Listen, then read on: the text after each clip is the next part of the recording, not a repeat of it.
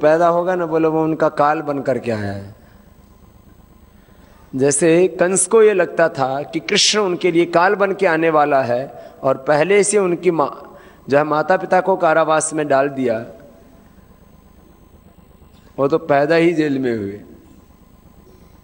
ऐसे ही को लगता है कि ये बाल कृष्ण भी उनका काल बन करके पैदा हो गया है।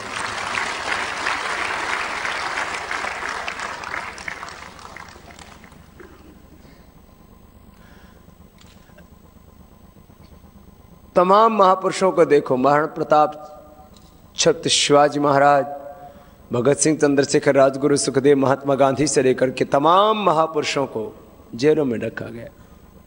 गैलीलियो जैसे वैज्ञानिक को, सुकरात जैसे संत को, माता सीता को रावण अपहरण करके लेके गया तो कहाँ रखा था? अशोक वाटिका तो नाम था उसका।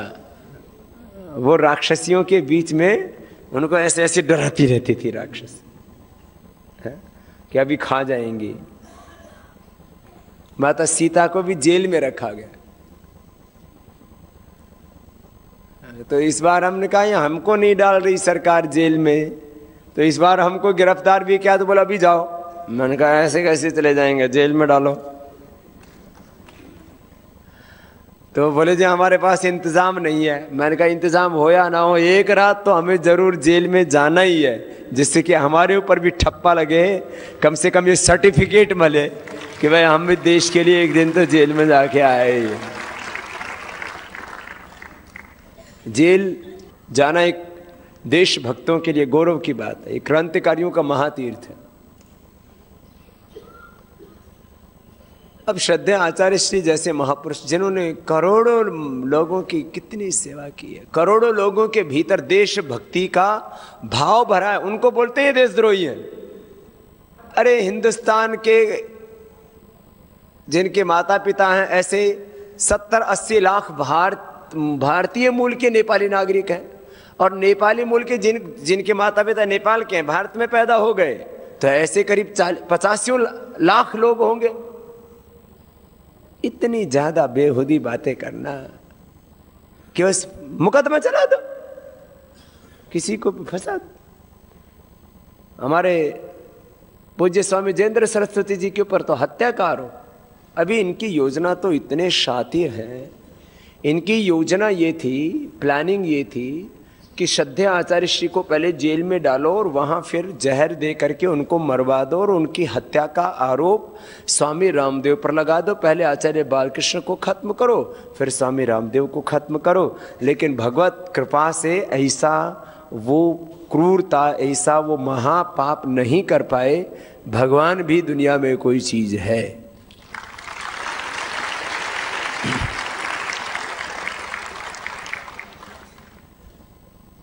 और सारे पाप अभी तक पता है सबको, कुछ तो ऐसे पापी हैं पहले कहते हैं बाद में करते हैं। तो उन्होंने जब ये अखबारों में निकलवाया कि स्वामी रामदेव आचार्य बालकृष्ण जी को मरवा सकते हैं, अरे मैंने कहा पापी हो, मतलब हद हो गई इनका। अभी ये वाला चिट्ठा तो हमने इनका रखा हुआ है। इन्होंने अभी तक जो राजनीतिक और आर्थिक पाप किए हैं इस देश के लिए वो हमने बोले हैं। जो इन्होंने सामाजिक सांस्कृतिक पाप किए हैं और कितने लोगों की हत्याएं करवाई हैं, ये तो हम लोकसभा चुनाव से जब पहले बताएंगे तो लोगों की घृणा हो जाएगी, इतने अपराधी हैं। कितने लोगों की हत्याएं करवाई हैं, फिर कितनी गायों की हत्याएं कराई हैं, क्योंकि सारे कत्लखाने इन्होंने खुलवाए हैं। करोड़ों गौ माताओं की हत्या करने वाले इन गो हत्यारों को, इन भारत माता के हत्यारों को अब ये देश बख्शेगा नहीं।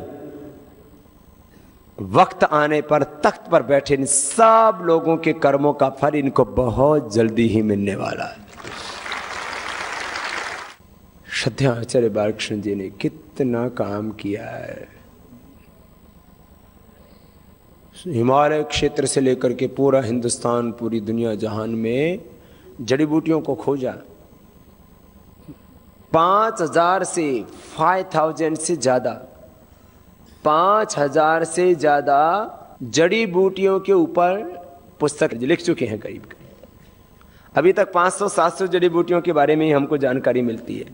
उसका नाम है वर्ल्ड हर्बल इंसाइक्लोपीडिया, विश्व भेषज संहिता। महर्षि चरक सुश्रुत धन्वंतरी के बाद भारत ने पूरी दुनिया में यदि आयुर्वेद को स्थापित करने का, प्रचारित करने का, प्रसारित करने का यदि किसी को श्रेय जाता है तो वो श्रद्धेय आचार्य बालकृष्ण जी है। आज ये जो आप पूरा पतंजलि योगपीठ देखते हो, जहां करीब 10,000 भाई बहन आकर के साधना कर सकते हैं, उपचार ले सकते हैं, और साधना और उपचार के साथ साथ अब देशभक्त लोगों की ट्रेनिंग सेंटर है। जैसे आतंकवादी लोग अपने कैंप बनाते हैं, वो तो जंगलों बिहड़ों में छुप के ट्रेनिंग देते हैं। हमारा कोई अंडरग्राउंड काम तो है नहीं, हमारा कोई हिडन एजेंडा, छुपा हुआ गुप्त एजेंडा तो है नहीं। हम यहाँ खुली ट्रेनिंग दे रहे हैं और आने वाले कुछ ही वर्षों में, जैसे पहले यहाँ से लाखों लोगों को ट्रेनिंग दी है, और ट्रेनिंग दे दे करके पूरे हिंदुस्तान को खड़ा करेंगे। हमारे सभी संतों को प्रस्थान करना है कर्नाटक के लिए, और बहुत बहुत मैं देख जी ये बात कह रहे हैं। जी जी प्रणाम। हमारे सभी संत कह रहे हैं इस आंदोलन में हम भी साथ हैं, उनको बहुत बहुत अभिनंदन है।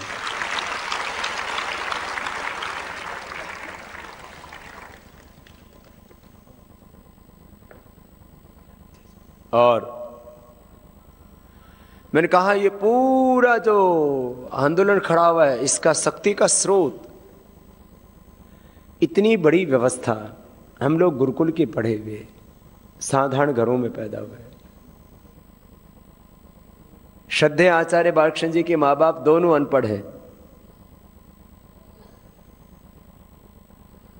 स्कूल तो उन्होंने मुंह ही नहीं देखा। मैं जिस माता पिता के कोख से पैदा हुआ वो भी दोनों अनपढ़। हम साधारण से घरों में पैदा हुए। दरअसल ये लड़ाई क्या है? ये तथाकथित अभिजात वर्ग और सामान्य वर्ग की लड़ाई है। एक तरफ एक लंगोटी वाला फकीर और एक तरफ पूरी सत्ता, संपत्ति, व्यवस्था और पूरी दुनिया की संसाधन, दुनिया की सारी ताकत जिन लोगों के हाथों में, एक तरफ वो खड़े हैं और एक तरफ हम लंगोटी वाले फकीर खड़े हैं। हम लड़ेंगे और हम जीतेंगे।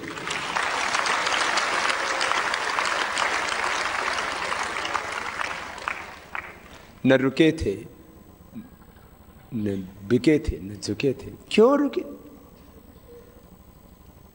अब इनको परेशानी ये हो रही है, ये साधारण से लोग, इनकी इतनी ताकत कहाँ से आ गई इनके पास? अरे ताकत तुमने नहीं दी, हम तुम्हारी दया पर जिंदा नहीं है। ताकत दी हमें इस देश के 121 करोड़ लोगों ने। आज जब ये पतंजलि योगपीठ देखते हैं तो यहाँ की आंखें फटी रह जाती हैं। फिर पूछते हैं बनाया किसने? ये बाबा रामदेव इंजीनियर नहीं, आचार्य बालकृष्ण इंजीनियर नहीं, ये गुरुकुल के पढ़े हुए साधारण से घरों के पैदा हुए कर क्या रहे?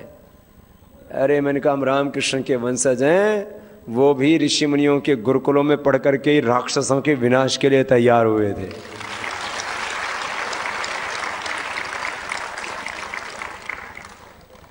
इनको लगता है इतना बड़ा पतंजलि योगपीठ, प्रथम चरण, द्वितीय चरण, फिर इतना बड़ा योगग्राम, इतना बड़ा पतंजलि आयुर्वेद, इतना बड़ा ये आयुर्वेद का काम, इतना बड़ा ये प्राकृतिक चिकित्सा का काम, खेती का काम, स्वदेशी का काम, ये तो सरकारों की मदद से भी नहीं हो सकता।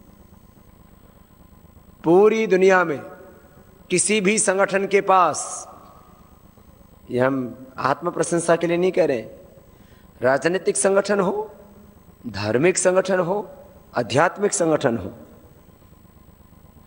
किसी भी संगठन के पास उसके मुख्यालय में इतना बड़ा इंफ्रास्ट्रक्चर नहीं है जितना पतंजलि योगपीठ और भारत स्वाभिमान के पास में।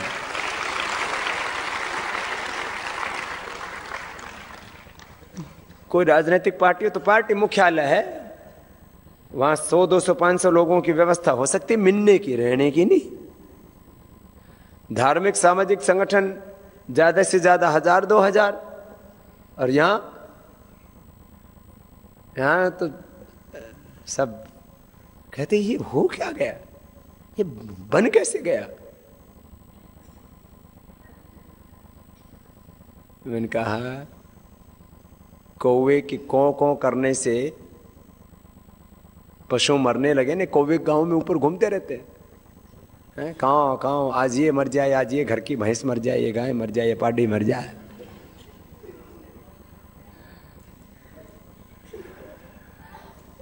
तो कौवों के कांव कांव करने से ढोर पशु मर जाए तो सारा देश ही खाली हो जाए। तो ये सोचती है हो कैसे गया, ये खत्म क्यों नहीं होते?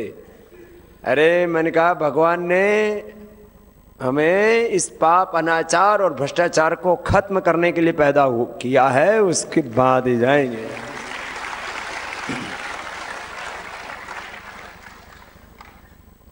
दरअसल ये संघर्ष का रास्ता बड़ा कठिन है। मैंने कहा ठाड़े और माड़े की लड़ाई है, ये अभिजात वर्ग और सामान्य वर्ग की लड़ाई है, ये फकीरों और अमीरों की लड़ाई है, ये सच और झूठ की लड़ाई है, ये देवताओं और असुरों की देवासुर संग्राम है, धर्म युद्ध है, धर्म अधर्म की लड़ाई है।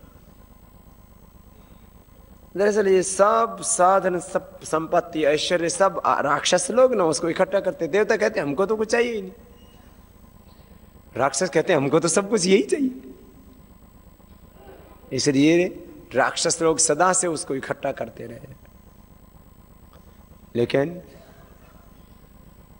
आज वो करोड़ों लोग जिनको किडनी की बीमारी थी, लीवर फेल हो गया था, किडनी फेल हो गई थी, हार्ट फेल हो गया था, फेफड़े बेकार हो गए थे, हड्डियां बेकार हो गई थी, आंतें गल गई थी, सड़ गई थी, चमड़ी सड़ गई थी, जिनको भयंकर डिप्रेशन था, जिनका जीवन एक तरह से खत्म हो चुका था, ऐसे वो करोड़ों लोग जिनको श्रद्धेय आचार्य जी की वजह से जीवन मिला है, आज उन सब की आत्मा बहुत प्रसन्न है।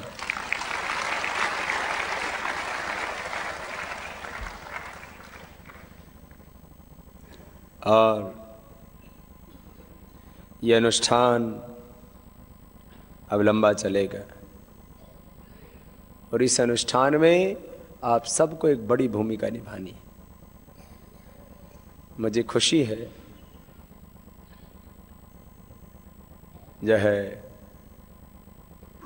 जब हमने आह्वान किया कि पूरा जीवन इस राष्ट्रीय यज्ञ में कितने भाई बहन अर्पित करेंगे। श्रद्धेय आचार्य श्री पर आरोप लगाए ने, बोले इन्होंने जो है ना फर्जी सर्टिफिकेट लगा दिए। अरे पहली बात तो यह कि हमारा सर्टिफिकेट फर्जी होता तो लगाते ही क्यों, हमें कौन सी नौकरी की। श्रद्धेय आचार्य श्री का हमारा तो बचपन से ही संकल्प था, मैं तो 25 वर्षों से जानता हूँ श्रद्धेय आचार्य श्री को। हमारा तो बचपन से ही संकल्प था कि हमें जिंदगी में कभी नौकरी करनी नहीं, बचपन से। हम तो पैदा ही हुए हैं भगवान के लिए, सेवा के लिए, देश के लिए, दूसरों के लिए, सब के लिए। और आज शायद माँ बाप बेटों पर, बेटे माँ बाप पर, पति पत्नी एक दूसरे पर उतना भरोसा नहीं करते हो जितना करना चाहिए, या भरोसा कम हुआ या टूटा है। लेकिन आज हमने देश और दुनिया के करोड़ों लोगों को अपना माना, और उन करोड़ों लोगों ने शायद अपने बच्चों के लिए जो नहीं कर सकते वो हमारे लिए किया है।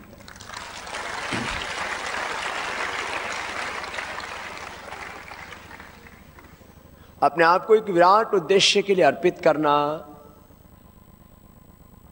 एक बार तो हिम्मत का काम। अब जैसे आप लोग तो घर से आए हो तो आपको पता है कि आपको पतंजलि योगपीठ आना है, इतना तो पता ही है ना। और माँ बाप को भी ये पता है कि हमारा बच्चा, हमारा बेटा या हमारी बेटी किसी गलत जगह नहीं गई। और जब हम घर से बाहर निकले थे हमें यही नहीं पता था कि हमें जाना कहाँ है। आप सोचो, श्रद्धेय आचार्य बालकृष्ण जी जब बाहर निकले तो उनको यही नहीं पता था हमें जाना कहाँ है। फिर भी हमने अंधेरे में छलांग लगाई, कर्म करते रहे, मेहनत करते रहे, जिद थी।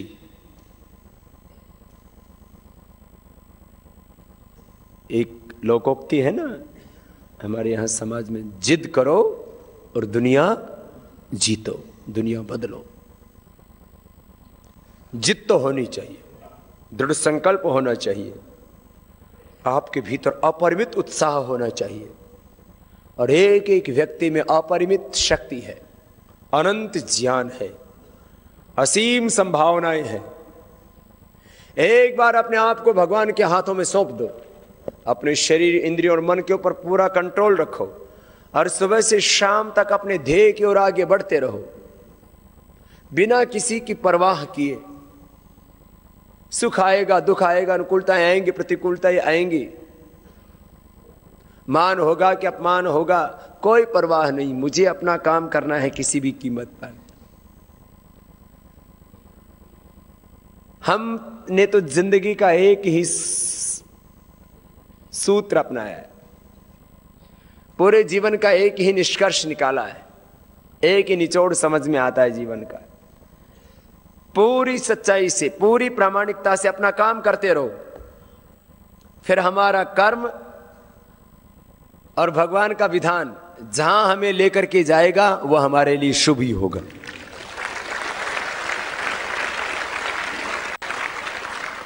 ये भीतर की करुणा, महर्षि पतंजलि कहते हैं योगी का जीवन कैसा? मैत्री करुणा मुदिता उपेक्षाणम सुख दुख पुण्य पुण्य विषणम भावना तश्चित्त प्रसादनम। सुखियों के प्रति मैत्री भाव, दुखियों के प्रति करुणा का भाव। जितने भी दुखी हैं वो योगी योगी नहीं जिसके भीतर करुणा का भाव नहीं। जो पुण्यशील हैं, उच्च कोटि के महापुरुष हैं, ऋषि आत्माएं हैं, उनके प्रति मुदिता का भाव। और जो असुर हैं, राक्षस, उनकी उपेक्षा करते जाना, अपने राह पर आगे बढ़ते जाना।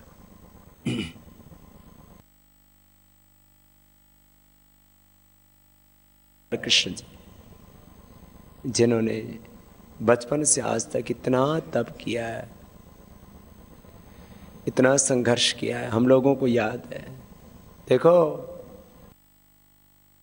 आज का दिन दिखता है, आज से 20 साल पीछे लेके जाता हूं, 25 साल पीछे लेके जाता हूं। गुरुकुल में हम लोग भिक्षा लाया करते थे, मेरे साथ में कभी कभी आचार्य बालकृष्ण जी भी लाया करते थे।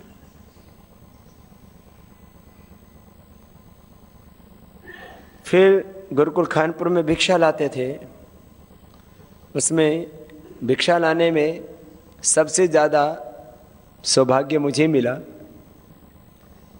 मैं लोगों के लिए भिक्षा मांगने में भी बचपन से ही एक्सपर्ट हो गया था कि गुरुकुल में करीब 40-50 विद्यार्थी रहा करते। कितने? 40-50। अकेला सबकी रोटी मांग के लाया करता था, एक बच्चा कोई साथ में और चलाया जाया करता था। और वार त्योहार पर तो मुझे अभी भी याद है, जब होली, दिवाली और ऐसे बड़े त्योहार होते थे तो लोग हलवा पूरी दिया करते थे, 2-2 दिन तक खाते रहते थे। बाजरे की रोटी देते थे, बाजरे की रोटी और छाछ खाते रहते थे। वहां से हमने शुरू की। फिर गुरुकुल कालवा में किसी के यहाँ घर घर में हमें ड्यूटी लगा दी थी, ये 3 गांव आपके, 3 गांव तुम्हारे, तो जो है वहाँ जा कर के 10-10 किलो 50-50 किलो अनाज इकट्ठा किया करते, फिर उसको लाया गुरुकुल में लाया करते। उसको गुरुकुल में नाम दिया जाता था अन्न संग्रह। फिर एक भूसा संग्रह, तो भूसा भी है 50-50 किलो, 100-100 किलो अपने सिर के ऊपर है, गठड़े उठा रखा है। क्योंकि किसान बोलता था भाई एक गठड़ी उठा लो ब्रह्मचारी, एक में हम ठोक देते थे पूरा।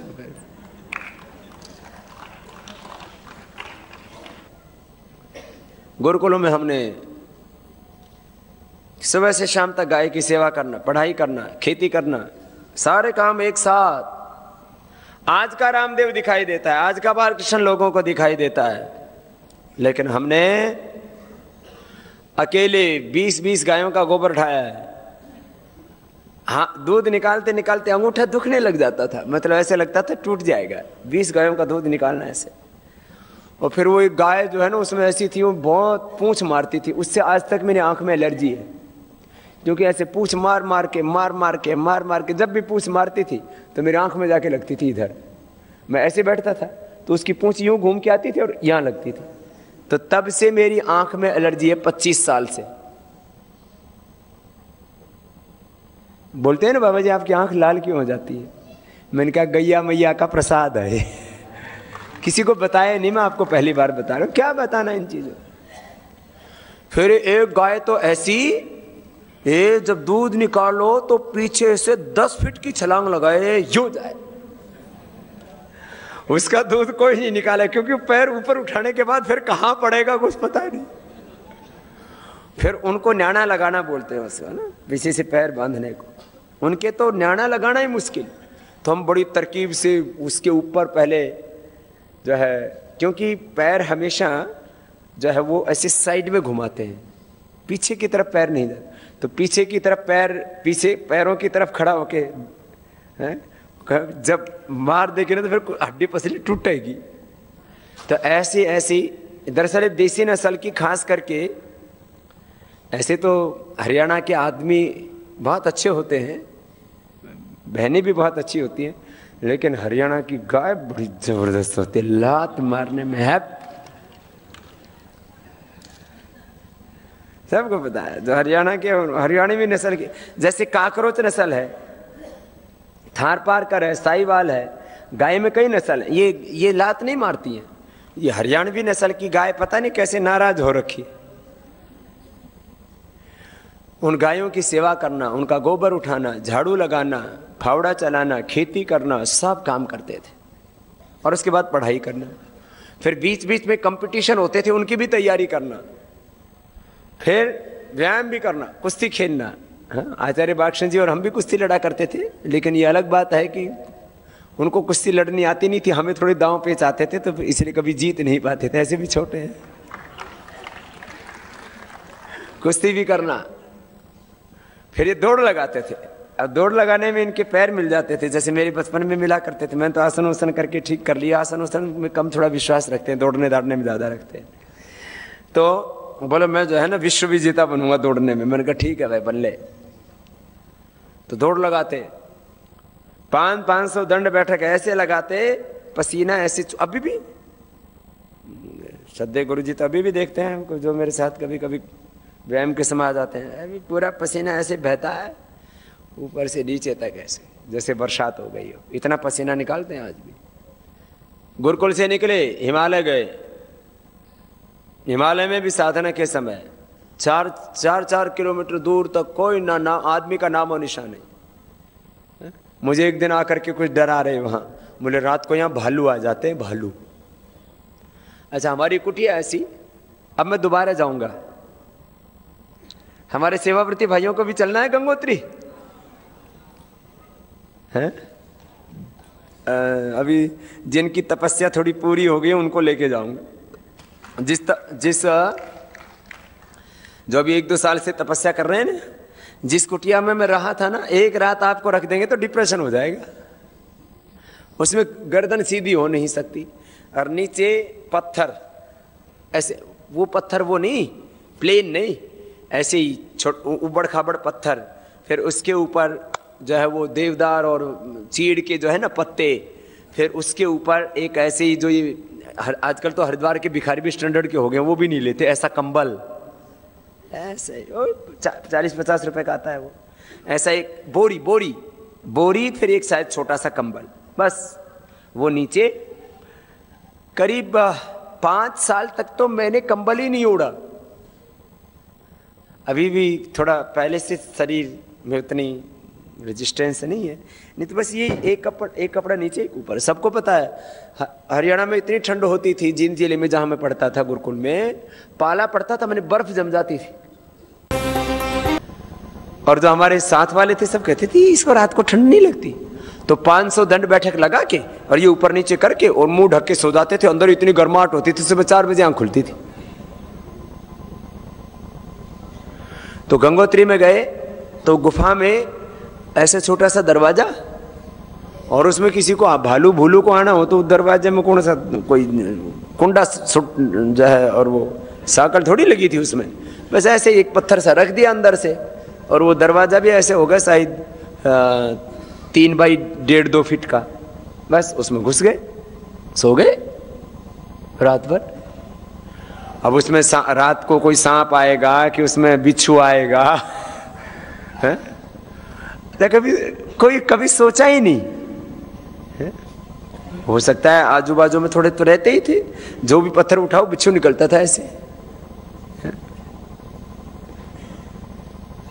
एक जगह बिच्छू जा रहे थे तो किसी ने बोला भाई इनमें सरदार कौन है? बोले जिसके पीछे हाथ लगा के देखो वही सरदार है। तो बिच्छू का कोई डर नहीं, सांप का कोई डर नहीं। एक बार तो ऐसा हुआ, कोई गुफा खाली नहीं थी, तो एक सीधी गंगा जी वहां टक्कर मारती थी, ऐसा बम पटाखे से फूटते रात भर। वहां रहे हम पता नहीं कितना महीना या 15 दिन। उसमें तो मतलब रात को ऐसा लगे कि बस पहाड़ टूट के पड़ रहा है, इतना भयंकर शोर होता था। तो सब तरह के प्रयोग किए हमने तो जिंदगी में। गंगोत्री में एक वक्त खाना खाते थे और गुरुकुल से घी लेके गई। हवन रोज करते थे, हवन करने का नियम था। तो हवन करना, घी छोड़ दिया। अब 5-5 किलो, हाँ ये तो था, घी बहुत जोरदार खाते थे, वो गलत भी था। बाद में मैं सबको बोलता हूँ घी ज़्यादा नहीं खाने, घी ज़्यादा खाने से मेरा लीवर फिर कमज़ोर हो जाता था। दंड बैठक लगाते थे तो शरीर तो मजबूत था, वो तो आज भी वैसा ही है, लेकिन लीवर कमज़ोर होता, उससे मुझे बुखार आता था। फिर वो बाद में पता लगा, तो फिर घी खाना बंद कर दिया, घी खाना छोड़ दिया। तो फिर वो मिर्च कभी खाई नहीं, गुरुकुल में एक भी मिर्च नहीं खाई। लहसुन प्याज खाए तो बचपन में कभी खाया होगा, छोटे थे तब। अब तो स्वाद भी नहीं पता लहसुन प्याज का स्वाद कैसा होता। अब तो कोई लहसुन और प्याज काट करके चाकू से और सेव आदि काटते तो अंदर जाता ही नहीं, उल्टी आती है, ऐसे हो जाता है। ऐसे तो औषधि है, हम सबको बताते हैं।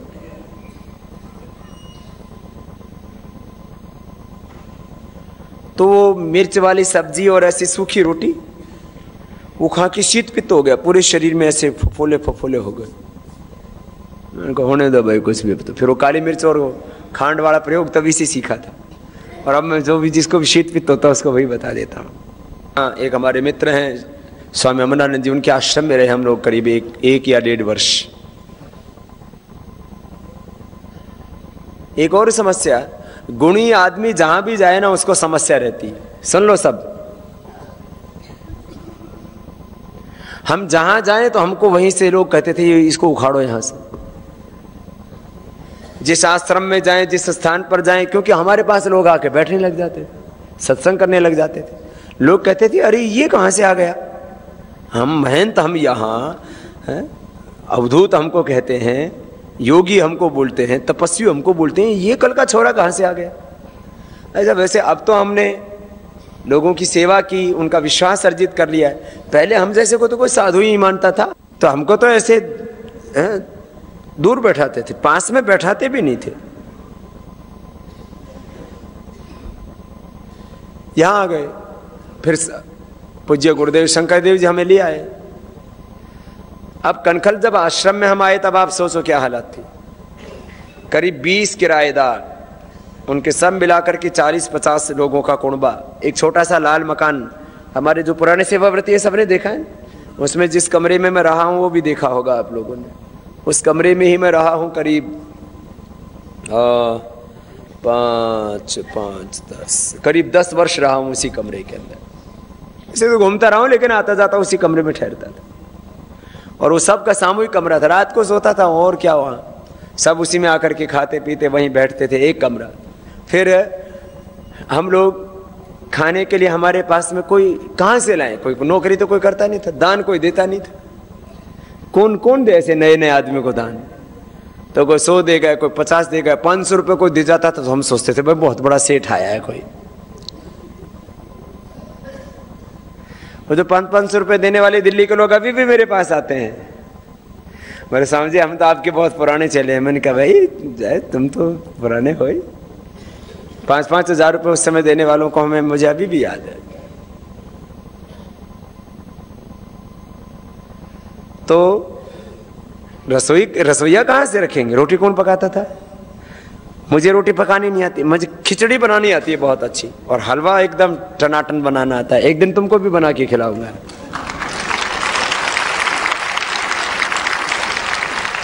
सूजी का भी हलवा, बेसन का भी हलवा, बहुत मुझे पाक बहुत गाजर पाक बनवा लो, दूधी का हलवा बनवा लो, बेसन का हलवा बनवा लो, ये सब पाक विद्या, ये सारा आयुर्वेद में जितना भी अपने औषधियाँ हैं, ये पाक विद्या, ये सब मैंने उसको सिखाया है सब बच्चों को, च्यवनप्राश से लेकर के सब चीज़ों को। हाँ? और हमको बाकी आता नहीं, छोंक भी नहीं लगाना आता हमको। आचार्य बालकृष्ण जी इसमें एक्सपर्ट थे। तो रोटी एकदम फर्स्ट क्लास बनाते थे। तो हमारे पास गैस थी ही नहीं, गैस कनेक्शन उस समय बड़ा मुश्किल होता था। तो एक राम सिंह एमपी हुआ करता था, जी बहुत दिनों के बाद उसका नाम याद आया। तो राम सिंह सैनी उनका नाम हुआ करता था, सहारनपुर के हुआ करते थे, उस समय सहारनपुर में ही पड़ता था हरिद्वार। तो वो यहाँ के एमपी थे। तो उन्होंने अपने कोठे से फिर हमको एक सिलेंडर दिलाया, एक पहला नंबर दिलाया, ये 424107 उसी समय का नंबर चल रहा है, जो अभी भी है। तो उस समय गैस सिलेंडर तो था नहीं, चूल्हा भी था नहीं हमारे पास। तो गुरुजी के पास एक स्टोव था, वो मिट्टी का तेल वाला, जिसमें करके करते हैं वो, फिर उसमें जो है ऊपर से निकलता था, फिर वो तो उसके ऊपर तवे पर रोटी बनाते थे, और उस पर हम 4-5 लोग थे, तो ऐसे मिल बांध करके खा लेते थे। 50 किलो 100 किलो मुश्किल से आटा होता था, खत्म हो जाता था, फिर कोई ना कोई प्रबंध हो जाता था। छोटी सी नीचे वहीं एक रसोई का जीना था, जीना ऊपर चढ़ने के तो वो 3 बाई 7 फीट की जगह होगी, वहाँ रसोई बना दी हमने। वहाँ हमने सामान रख दिया अपना, ये स्टोव ये सब रख दिया, तवा तुआ और 5-7 बर्तन पतीला। अब हमने रसोई बना रखी। अभी मैं दिन में इधर बैठे, एक आदमी जाकर के दिन में वही मूत दिया। मैंने कहा भाई ये क्या किया? बोले मैंने सोचा ये पेशाब खाना है। फिर उसको साफ करो।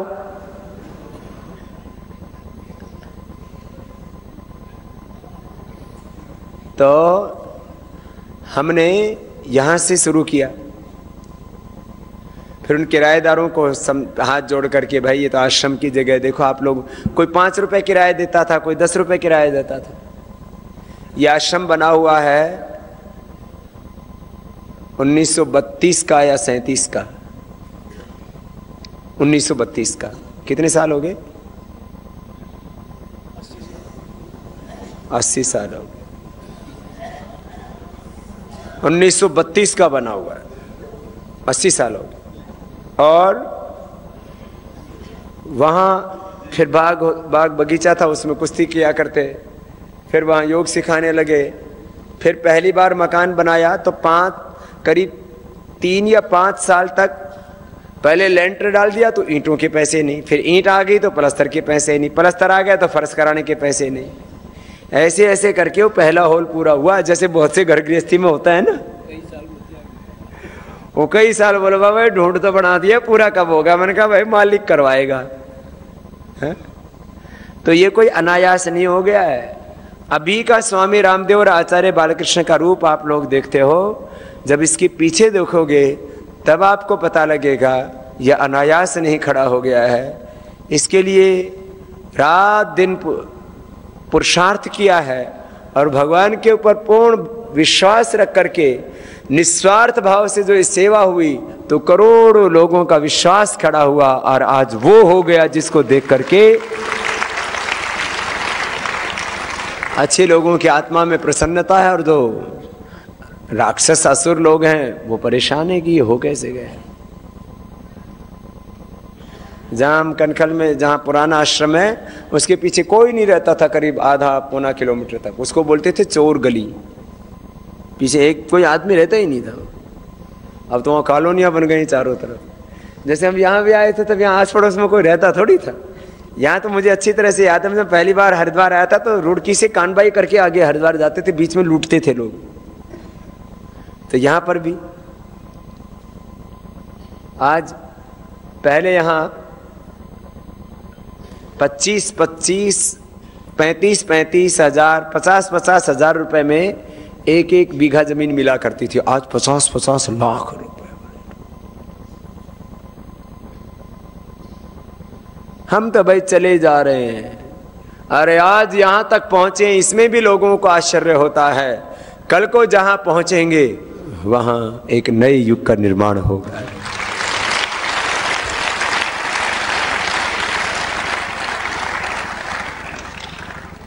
ये आयुर्वेद का काम कैसे हुआ है, ये तो मैंने थोड़ा आश्रम का अतीत बताया। फिर पतंजलि योगपीठ के लिए जमीन ली, जो पहले योगपीठ के लिए जमीन ली थी, अभी तो वहां नदी बहती है सामने, ये पुल पार करके जगह ली थी सबसे पहले। एक सूरत के भाई हैं किशोर जी, उन्होंने सहयोग किया था। हमारे पास कहाँ है पैसा था, ये बात है करीब 15 साल पहले की। तो थोड़ा सहयोग किया तो जमीन ले ली, 12-15 साल, पता नहीं कितने। फिर उसके बाद फिर ये जगह ली, फिर ये जगह ली, ऐसे अनायास। अच्छा, ये हमको तो जमीन सब समझ में नहीं आता है। श्रद्धेय आचार्य श्री ने जमीन लेने से लेके, बनाने से लेके, ये सच बात है कि मुझे ये आंतरिक प्रबंधन, इंटरनल मैनेजमेंट, पूरा ये सिस्टम, ये ऐसे साधारण काम नहीं है। लोगों के 4 मकान बनाते हैं ना, तो कम से कम 4-5 बीमारी हो जाती हैं। ब्लड प्रेशर, शुगर, डिप्रेशन, और क्या क्या होता है, हार्ट की बीमारी है, और जल्दी बुढ़े हो जाते हैं, बाल उड़ जाते हैं, बुढ़े हो जाते हैं। ये सब इतना हो गया और चल रहा है। आयुर्वेद का काम कैसे शुरू किया? आयुर्वेद का जब हमने काम शुरू किया तो हमारे पास में छोटी छोटी खरल थी। फिर हमने लोहे की खरल ढलवाई, वो अभी भी है, और उसमें अपने हाथों से घुटाई करते हैं। गोलियां बनाते थे अपने हाथ से, पुड़िया अपने हाथ से सीलते थे, मोमबत्ती लगा के पुड़िया अंदर। अब तो आयुर्वेद में बहुत नियम कानून बना दिए इन बेईमान लोगों ने आयुर्वेद को खत्म करने के लिए, कि अब ये ऐसे कोई नहीं बना सकता दवा। उस समय इतने ज़्यादा, कोई भी वैद्य दवाई बना सकता है, तो उस समय हमने पूरी जो है अपने हाथों से दवाई बनाते थे, प्लास्टिक में भरते थे, फिर उसको ऐसे मोमबत्ती लगा करके ऐसे उसको पैक करते थे, फिर उसको भेजते थे। अपने हाथ से च्यवनप्राश बनाना, भरना, उसको आगे लोगों को देना। फिर गोली, ये 250 mg की, 500 mg की गोली हम अपने हाथ से बना करके फिर सिखाते थे, सबको ट्रेनिंग देते थे। पहले हमारे पास में जो सेवक रहते थे उनको 700-800 रुपए से ज़्यादा देने के लिए हमारे पास तनख्वाह ही नहीं होती थी। उस समय की शायद 1-2 रसोई अब भी है जिनको हम 700 रुपए दिया करते थे, क्योंकि हमारे पास था ही नहीं, कहां से दे। और उस समय 700 रुपए भी किसी को मिल जाए ना तो यूं खुश होता था, 700 रुपए मिल रहे हैं हम। जिस माता को शायद 700 रुपए दिया करते थे, आज उसको 7,000 रुपए मिलते हैं। वही गोली बनाती थी मैया, अब दूसरा काम करती। वहां से आयुर्वेद का काम शुरू हुआ। अपने आप आयुर्वेद की दवाइयों के नुस्खे बनाना, उनके लाइसेंस लेना, उसके सारा प्रोसीजर कराना, ये ऐसे काम नहीं हो गया। हमने एक एक काम जो पतंजलि योगपीठ में अपने हाथों से किया है। ये जो सबसे पहली गौशाला बनी तो उसमें ईंटें भी अपने हाथ से लगाई, क्योंकि उस समय हमारे पास में सीमेंट और रेता खरीदने के लिए पैसा नहीं था। तो हमने गारा बनाया, क्योंकि हम तो घर में अपने हाथ से चिनाई की हुई है। तो गारा बनवाया और ईंटें अपने हाथ से लगाई। और पहली जो वो शायद वो गौशाला तो अभी भी, पहले गौशाला थी, अभी वो स्टोर बना हुआ है, वो हमने अपने हाथों से बनाई है। अभी कनखल में आश्रम में है, अपने हाथ से बनाई। फिर उसमें जो है, क्योंकि मैंने कहा सीमेंट के लिए रेती का पैसा नहीं था, तो गारे से बना दी। और ऊपर से फिर क्या करते हैं, वो टीप देते हैं ऊपर से, 2 ईंटों के बीच में फिर जो है ना वो ऐसे वो लगा देते हैं, थोड़ा थोड़ा चद्दर लगा दी उसके ऊपर, टीन। बस पहली जो फार्मेसी है वो भी टीन की थी। फिर उसके बाद में उसके ऊपर गाटर पट्टी डाल दी जो राजस्थान में डालते हैं। फिर उसको पक्का बना दिया। फिर वो कम पड़ी तो दूसरी ले ली, फिर वो कम पड़ी तो तीसरी ले ली, वो कम पड़ी तो चौथी ले ली, फिर वो कम पड़ी तो अब तो दुनिया का सबसे बड़ा फूड पार्क यही बन गया।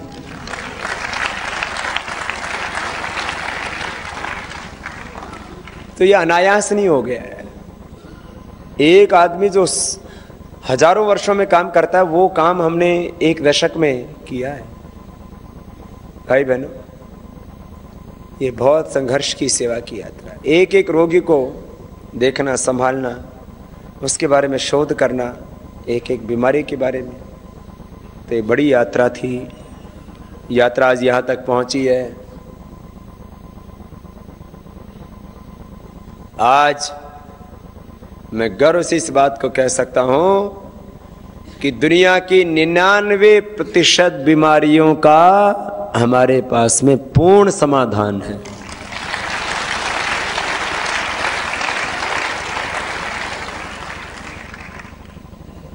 बीपी, पहले बीपी के लिए तो कोई दवाई देता ही नहीं था आयुर्वेद में। आज मुक्तावटी से करोड़ों लोग स्वस्थ हुए हैं, मधुनाशिनी से करोड़ों लोगों को फायदा हुआ। बीपी, हृदयामृत खा करके करोड़ों लोगों के इंजेक्शन फैक्शन हार्ट के ठीक हो गए, हार्ट के ब्लॉकेज निकल। किडनी के लिए जो वृक्कदोषरक्वाथ और वृक्कदोषवटी आदि जो देते हैं, किडनी लोगों की, कितने लाखों लोगों की किडनी ठीक होगी, लाखों लोगों के लिवर ठीक होगी, सर्वकुलपात उद्रामृत आदि लेकर के। करोड़ों लोगों का अर्थराइटिस, करोड़ों लोगों का अस्थमा, करोड़ों लोगों का सोराइसिस, कायाकल्प और तमाम औषधियाँ लेकर के। गांठ कोई ठीक हो जाएगी सोचता ही नहीं, तो बड़ा ऑपरेशन ही होगा। हमने शिला सिंदूर कातना वृद्धिवादी कहते कि प्राणायाम करा करा के ऐसे ऐसे रोगों को, फिर ये स्वाइन फ्लू से लेकर के, मलेरिया से लेकर के, गिलोय के प्रयोग, फिर तुलसी के प्रयोग, ये सब प्रयोग करते आए एक एक करके, एक एक जड़ी बूटी। एलोवेरा के बारे में हिंदुस्तान में लोग जानते ही नहीं थे। आज करोड़ों लोग एलोवेरा आंवले का प्रयोग करके आरोग्य लाभ पा रहे हैं।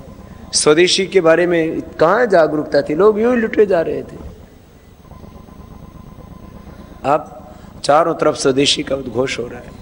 पहले स्वदेशी के नाम पर कुछ संस्थाएं बनी, फिर वो बस कब बनी कब खत्म हो गई। अब क्या हो रहा है, स्वदेशी का योग, आयुर्वेद स्वदेशी और वेदों के ज्ञान का सबसे ज्यादा यदि किसी संस्थान ने प्रचार किया है तो पतंजलि योगपीठ।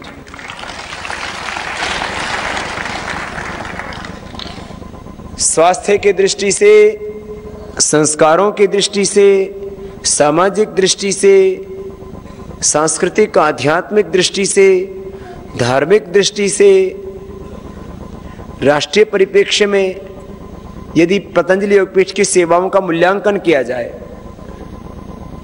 किसी भी इंस्टीट्यूशन के सेवाओं के विभिन्न आयाम होते हैं और उनका मूल्यांकन करें तब आपको पता लगता है कि इस इंस्टीट्यूशन का क्या रहा है। आज भारतीय राजनीतिक परिदृश्य में कोई सोच सकता था ब्लैक मनी एंड करप्शन ये देश के सबसे बड़े मुद्दे बन जाएंगे? बीच में कोशिश की गई, देखो हमेशा डाउन प्ले करने की कोशिश की जाती है। जो साधारण लोग होते हैं उनके द्वारा कोई भी अभियान चलाया जाता है, जैसे जितने भी क्रांतिकारी हुए उनको हमेशा दबाया गया, हमेशा उनको नीचा दिखाने की कोशिश की गई। इस समय हमारे पास में ना तो कोई मीडिया है, तो ये बड़ा विचित्र मामला है। साधारण लोगों को कभी भी आगे नहीं आने दिया जाता है। मैंने कहा ये तथाकथित अभिजात्य वर्ग और साधारण वर्ग की ठाड़े माड़े की लड़ाई है।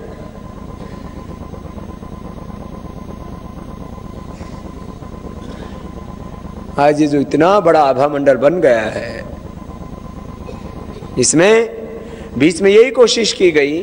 अब योग, आयुर्वेद और स्वदेशी में तो निर्विवादित नाम पतंजलि योगपीठ का है। अब काला धन भ्रष्टाचार के मुद्दे के लिए हमने अपना खून पसीना बहाया, फिर किसी को ला करके बैठा है, बोलो नहीं नहीं ये तो देखो भ्रष्टाचार तो ये दूर करेंगे। लेकिन इस सृष्टि में सत्य भी कोई चीज होती है। इस सृष्टि में भगवान का भी एक विधान है, ईश्वर की न्याय व्यवस्था है। आज इस भारतीय समाज में, इस पूरे आकाश में जो काले धन भ्रष्टाचार और इस भ्रष्ट व्यवस्था के खिलाफ यदि कोई सबसे बड़ी बुलंद आवाज है तो भारत स्वाभिमान युवा भारत और इस योगपीठ परिवार की। कुछ पानी के बुलबुले की तरह उठे और फूट गए,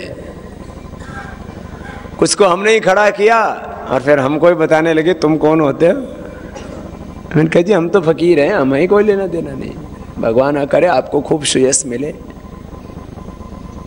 ईश्वर की व्यवस्था पर हमको हमेशा भरोसा होना चाहिए। हमारे भी कुछ जो कार्यकर्ता हैं, साधक हैं, भाई बहन हैं, उनके भी मन में एक सवा वर्ष से कुछ थोड़ा गफलत सी, कुछ कंफ्यूजन सा, कुछ निराशा सी, वो सारी दूर हो गई। और 9 तारीख के बाद एक विजय ही विजय चल रही है।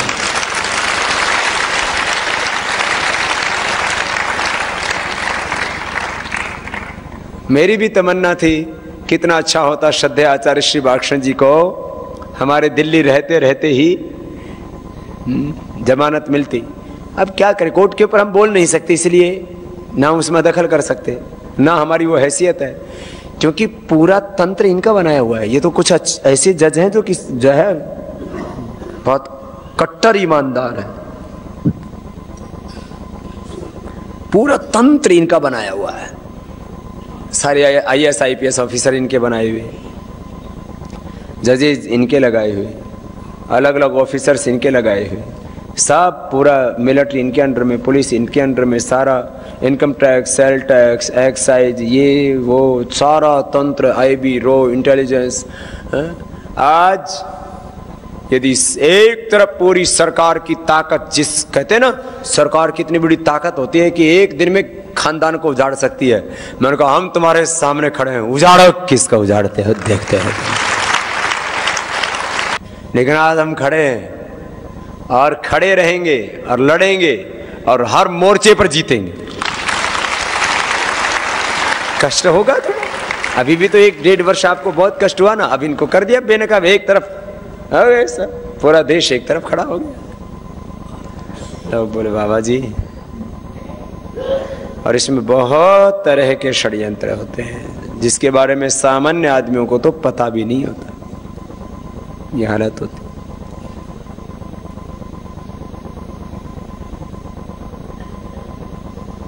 तो भाई बहनों, आज तो हम इतनी सी बात करते हैं और आगे से अब सुबह शाम ये योग का अनुष्ठान, ये ज्ञान का अनुष्ठान ऐसे ही चलता रहेगा।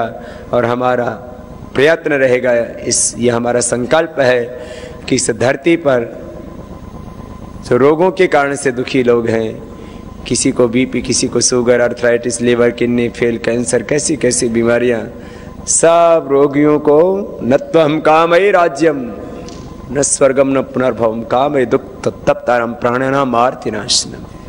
जो रोगी हैं उनको निरोगी बनाएंगे, जो दुखी दरिद्र हैं उनके जीवन में भी खुशहाली लाएंगे। जो जिनका हक छीन लिया है कुछ बुरे लोगों ने, भारत माता को नीलाम कर दिया है कुछ लुटेरों ने, जल जंगल जमीन भू संपदा सब कुछ लूट लिया, इस सारे हिंदुस्तान को हम बचाएंगे और आगे बढ़ेंगे। इसमें बहुत संघर्ष करने पड़ेंगे, हम हर संघर्ष करने के लिए तैयार हैं। और